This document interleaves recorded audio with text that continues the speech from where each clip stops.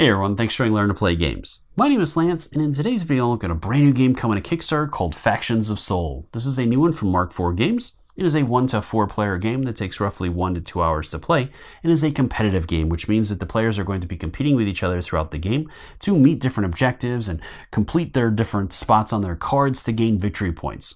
At the end of the game, the players are going to total up all of their points, and the player that has the most will be the winner of the game. So in this video, I'm going to take you through the main features of this game and show you a sample turn to give you a good idea how this one plays. If you'd like to check out a more thorough playthrough video, I'll have a link up in the top corner there that you can check that one out as well. I do want to point out as well that all the materials you see here are prototype materials that are subject to change and will look a lot better in the final production copy of the game. As always, if you find my videos helpful, if you like what I do, please consider hitting that like button and subscribing to my channel. It's one of the easiest ways you can support channels like mine so we can continue to grow and be able to produce this content. If you want to get notifications anytime I release new videos, also give that notification bell a ring, and that'll let you know whenever I drop new stuff. So let's head to the table and we'll see what this one's all about. The first thing I'll look at are the different factions that players can play, and each one of these is asymmetric, which means that they are going to have some special rules that make each faction unique.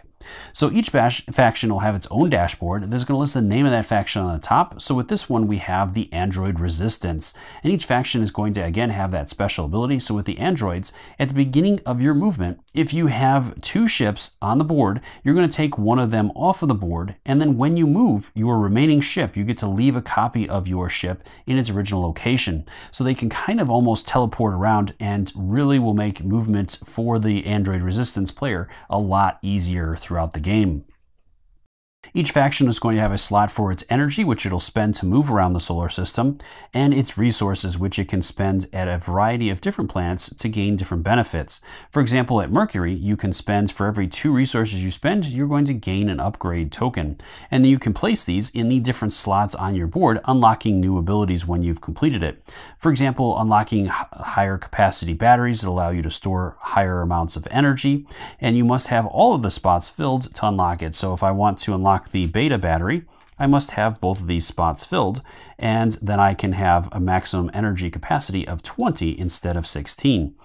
On top of that, at the end of the game, I'm going to get victory points for every upgrade that I place on my board. And then if I complete sections, it also is going to give me some bonus upgrade or victory points at the end of the game. So if I have my beta batteries completed, I'll also gain 1 victory point for completing them and 2 additional points for each upgrade token for a total of 3 victory points.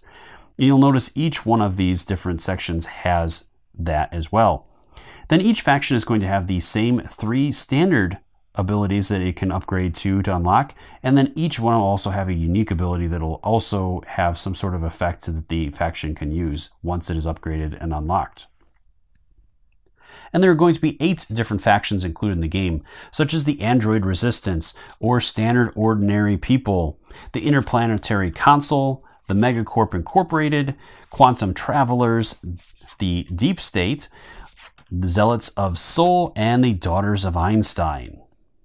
The next thing we'll look at are the planets themselves. So each planet is going to have a unique ability that you can activate when you spend an action there. So let's go ahead and start off at the beginning and move our way out from there. So our first planet is Mercury. So when you go to Mercury and you spend an action, you'll reveal a card, and that'll get you a number of energy points based on your current batteries. So with your players, they're going to start with alpha batteries, but as they gain the different upgrades, they'll slowly build up to better batteries. So next then we'd have beta, and then gamma, and then delta. And then based on your current batteries is how much energy you're going to gain from that. From there then we have Venus. So anytime an explorer or a faction goes to Venus, they can spend resources.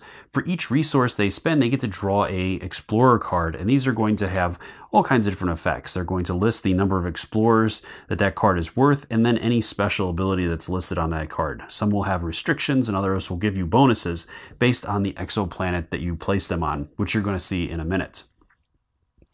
Next, we have Earth, and with Earth, it is going to, at the beginning of the game, you're going to randomize 2 cards. So card phase 1 and phase 2. With Earth, when you go to Earth, you can choose to vote for one of the two different options that you have there. Each of these options will have a number of benefits that you can gain as well. So if I choose this top option, when I place one of my cubes in there as my vote, I could either become the first player the next round, or I could gain a planet, or I could gain a secret objective. And same for the bottom. If I choose to go there, then I could vote for one of those. And each player can only vote once per round. From Earth, then we go to Mars. When a faction goes to Mars, you can spend your resources to gain upgrade tokens that you can place in your different areas to start unlocking them. And an area must be complete before you unlock it. So for example, with the Zealots here, if I went to Mars, I could spend, for every 2 resources I spend, I get 1 upgrade token. So I would get 2 upgrades if I wanted to spend all of my resources, and then I could place them in different slots. So let's go ahead and say that I really wanted to start exploring the outer area. And so this von Neumann's probes is really good. So I can unlock that by placing those 2 in there. And then it says, when you end your movement in a sector where you could mine a asteroid tile, you may mine it immediately without using an action. So that lets me get some of these asteroids quickly and start mining them for more resources.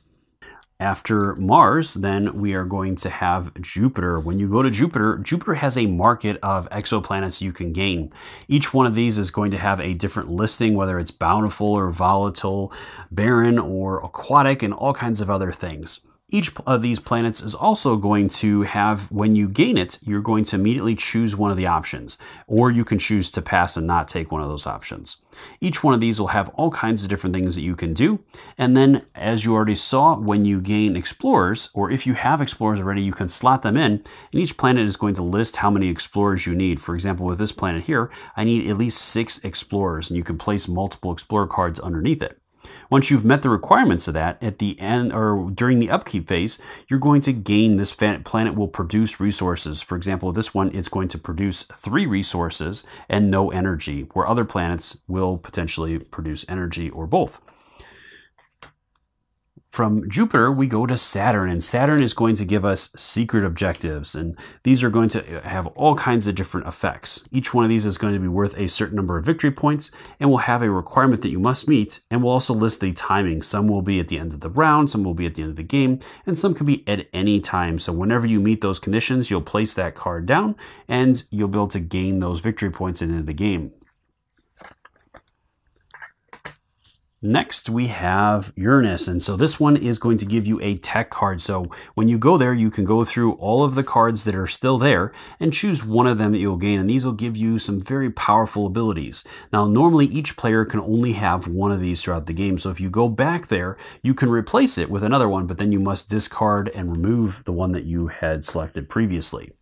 The final planet is Neptune, and Neptune also has a market of cards that you can be able to gain by going there. And with these cards, they are going to have all kinds of effects. Some of them are very powerful energy cards. You can gain your maximum amount of energy based on the type of batteries that you have. Others will give you upgrades. There's some explorers in there that are really powerful, or planets, and then also abilities that you can potentially gain. For example, with this one, this is Linked Particle Tether. And at any time, once per round, you may teleport to a sector adjacent to Mercury. So some really cool abilities with these as well. So some tough choices as the players, as you won't be able to go everywhere all the time. So you're going to have to plan out how you want to move around. And the last thing I want to show you is a sample turn action to give you a good idea how this one plays. I also want to explain a little bit more about the solar system and the turn sequence. So moving into it, first off, you choose one player to be the starting player. So I'm going to go have the player that's playing the Daughters of Einstein be the starting player. From there, you'd move into the player's turn. And each player's turn is broken down into 3 steps that the player can choose to do. Some of these steps do not have to be carried out, it just depends. So first off, at the beginning of each player's turn, they can choose to trade, and they can trade pretty much any of the stuff that they have, including objectives that they have not completed yet, exoplanets, explorers, energy, resources, and upgrades that they have with other players to try to gain something else that they potentially want or whatnot. Once they have completed that or chosen not to do that step, then they'll move into the second part of their turn, which is moving around the board. And in order to do that, they're going to spend their energy that they have to move around.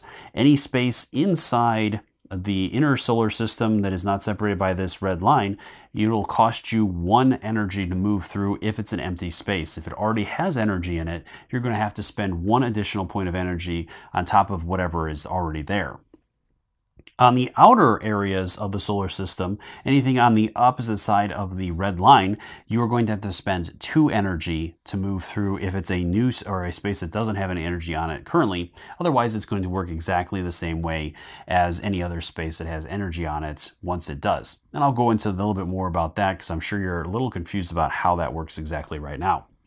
So once the player has chosen to move or not, then the player can choose to do an action. And as long as they're adjacent to a planet, they can take an action at that planet. Or if they're in a space that has an asteroid, they can take an action to break down the asteroid for resources. So from there, let's go ahead and move into it. So with the Daughters of Einstein, they are going to start adjacent to Earth. And let's go ahead and say, for example, that let's go ahead and try to get some explorers so that we can go and get a planet at Jupiter. So in order to make it over there, I'm going to have to spend 1 resource to move into this area here, as that is a separate area. And then I'll need 1 more resource to move over and be adjacent to Venus. From there, now that I'm at Venus, I'm going to go ahead and take an action to activate Venus, and I can spend any number of resources that I have, and each resource I spend, I get to draw an Explorer card. So I'm going to go ahead and spend 2 resources and draw 2 Explorer cards that I'm going to keep in my hands. So with these, I have Stoners, so it can only be placed on a bountiful planet, and it gives me 5 people, or the Celebrities, which is +2 if it is placed on an exoplanet with another Explorer. So if I place it with another Explorer card, it'll be worth 4 instead of 2. These will be added to my hands, and I'll keep these secret from other players, and that would end my turn as I have completed my action. Now, you do not have to perform an action. You must perform either a move or an action during your turn, or you can choose to do both. And if you cannot do or choose not to do either, then you must pass. And at this point, once you've passed, then you will continue passing turn after turn that it gets back to you until all the players have passed. And if there's 1 player remaining that has not passed yet, then that player has a maximum of 6 turns that he or she can do, and then she or he must pass at that point. From there, it's going to move over to the next player in clockwise order to go. So now my Zealots can go. And for them, let's go ahead and say that they want to go over to Mars. So in order to do that, they're going to have to spend a resource to move here and a resource to move there. Once they're at Mars, they can choose to spend, for every 2 resources they spend, they gain an upgrade. So let's go ahead and say that I spend all 4 of these resources to gain 2 upgrades. And then I can add these upgrades to any one of my areas that I want to. So let's go ahead and place them on the von Neumann probes. That way then I can break down asteroids as part of my move action, and then I can gain resources for those. So that is the end of my turn, and then it goes back over to the Daughters, who again can choose to trade if they want to. Right now, there's nothing they really want to trade, so moving back into their turn. Now, they do have a special ability they could activate anytime they activate a planet. They can move it 1 space in a counterclockwise manner, and they can also orbit with that planet. But they're not going to, or they chose not to at that point. So then let's go ahead and head up to Jupiter and get a planet. So I had to spend 1 resource in order to gain a planet from Jupiter. I can choose one of the ones that is up there. Now I do have the Stoners, which really are beneficial for bountiful planets. And so let's go ahead and choose, let's go ahead and choose this one here. So with this planet, each planet has a choice of benefits you get right away. So I can burn 1 resource, and I do happen to have 1. If you do, you may return all Explorer cards from your exoplanets to your hand. Or I can burn X resources and and 2 upgrades, and then gain 2 upgrades. So it basically lets me rearrange some of the stuff if I want to. I'm not going to do either one of those, and I can choose not to. And then I'm going to go ahead and attach these Explorers to the card, and this way then the card is going to start producing the different benefits during the upkeep phase.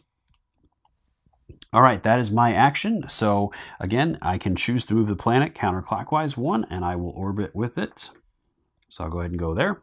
That is the end of their turn, so it would move back over to the Zealots. So let's go ahead and say, for example, now that I want to make my way back over to Venus, and so I'm going to have to kind of travel. I can choose to travel around in different directions, but for this example, let's go ahead and say that I want to move back through some of the spaces that I'm on, or that I have energy on already.